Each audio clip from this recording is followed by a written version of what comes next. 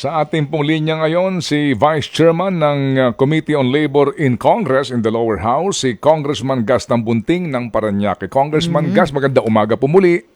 Magandang umaga, Good Manong morning. Ted at Angela. Magandang Good umaga morning po sa po. Good inyo. morning.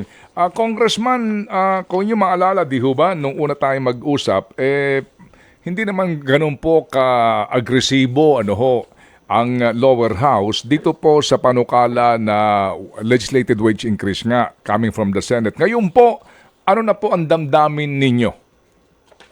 Well, ako po I'm in favor of making the lives of our workers better, no? Ako po ay naniniwala na dapat talaga mapabuti. But dito po sa legislated wage hike, dapat po pag-aralan ito mabuti. Bakit? Dahil ito po ay will cause inflation. It's very inflationary. A 100%, a 100 peso increase across the board, indeed, maraming po maapektuhan dyan. At baka naman mapunta sa wala. Bakit? Dahil sabay-sabay lahat, magtataas lahat ng bilihin sa buong Pilipinas. At ang mangyayari dito, baka yung 100 kulang pa para sa gastusin dahil nagtaas lahat ng mga presyo.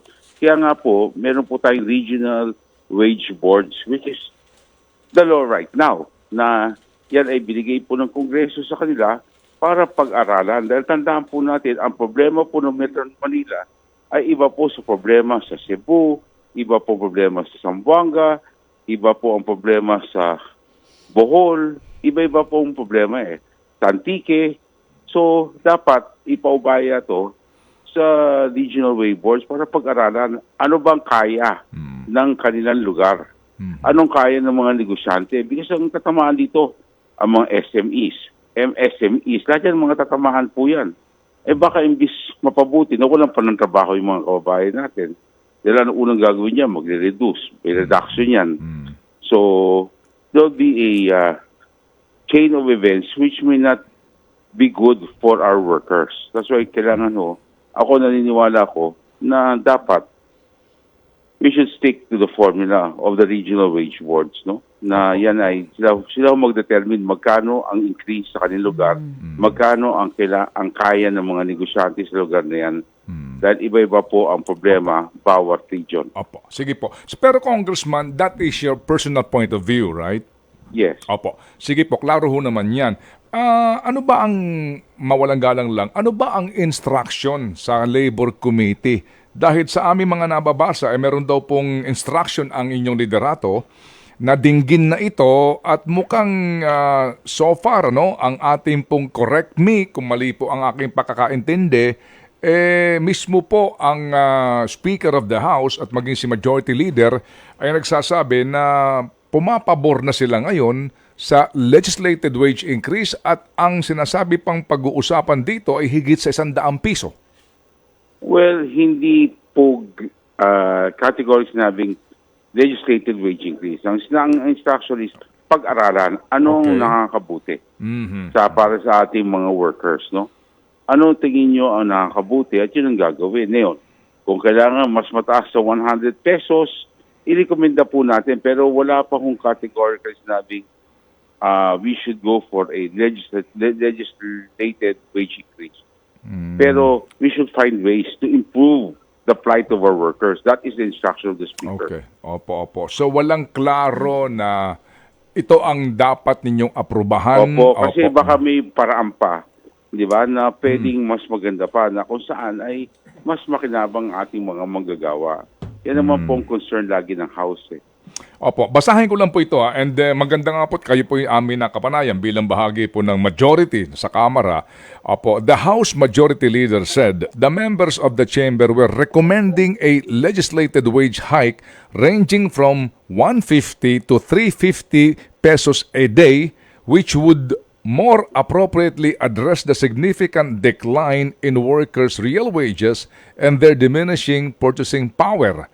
So, paano ho namin dapat tanggapin ito considering po na... Well, there were proposals.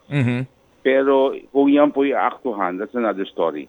Ibang usapan po yun. No? Because may mga proposals, may mga sabi, dapat 150, mayroon 250. Di ba? Si Manong Joy, yan din ang sinasabi na dapat daw mas mataas. Pero like that is the range, no? Pero ang tanong is, will we go? Kasi ang unang pinag-aaral ito, dapat ba i-legislate ang wage increase? Yan po unang dapat talakayin. Hindi pa ho klaro yan. Okay, sige. Yung issue yan. Opo. And because a lot of, I can also feel na a lot of our members, matter of fact, kahapon, no? Nasa Malacanang po ko at yung signing ho ng yung mga bills, mga bagong Republic Act. And even some of my colleagues approached me. And they were even saying that lumapit daw sa kanila yung mga Chamber of Commerce nila. At sabi daw ng mga business chambers sila, wag naman sana kasi maraming magpapektuhan, maraming magsasara.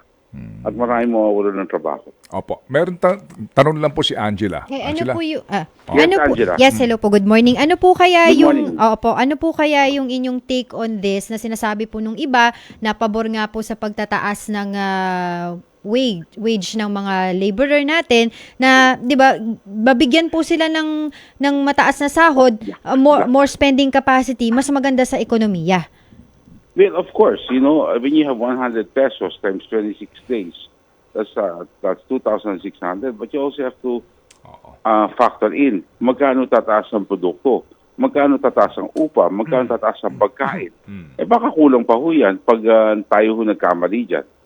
Baka nga, maybe that's why some members are also saying, pag ginawa mo 100, baka kulangin. Asa na natin ang todo-todo. Baka may mga iba ganyan mag-isip, di ba? Pero ang tanong kaya ba? Kaya ba ng mga industriya natin? Kaya ba ng mga negosyante natin? Especially, hindi lang yung malaki, pati yung mga maliit na negosyante, tatamaan ho rito. Opo. I don't think at this point, lahat ho yung tataas eh. There will be domino effect ang mangyayari ho niyan. Opo. Meron ho ba kayong hearing bukas po? To leave legislation, to leave the worker salary in sa amin, no? Parang ano po mangyayari kasi eventually pag yan po ay naipasa at yan ay isang batas, ano mangyayari doon sa batas na nasa regional wage boards ang magde-decide ng salary increases? Opo. You have to amend that law. Correct. Opo. Diba? Because there's an existing law that says sila ang magde-decide, Yes, which has been happening, no? Opo. For so many decades already. Opo. Sige po. So, Congressman Gas, meron kayong hearing bukas on this, no? Wednesday daw? Yes. Opo. Okay. And So I will keep you posted. I will keep you posted kung ano po magiging epekto at mangyayari. Okay. At ang hearing po na ito, ano na ho ba kayong estado? Tomorrow po, meron pa ho ba kayong mga inimbitahan ng mga resource persons sa panig po ng mga negosyante? Yes, I'm sure. May mga naimbitahan dyan at the different Chamber of Commerces, at mga iba-iba, business, at saka mga iba't ibang mga, I'm sure yung mga Employment Federation, andyan din. So, a cross-section of the society will be invited. So, we will see. Pag-aralan po natin, I'll keep you posted po. Opo, sige po. Okay, salamat po na marami, Congressman Gas, at mabuhay. Thank you, sir. Maraming salamat din po. Opo, thank you si Parañaque Representative Gaston Bunting, ang Vice Chair po ng Committee on Labor sa Kamara.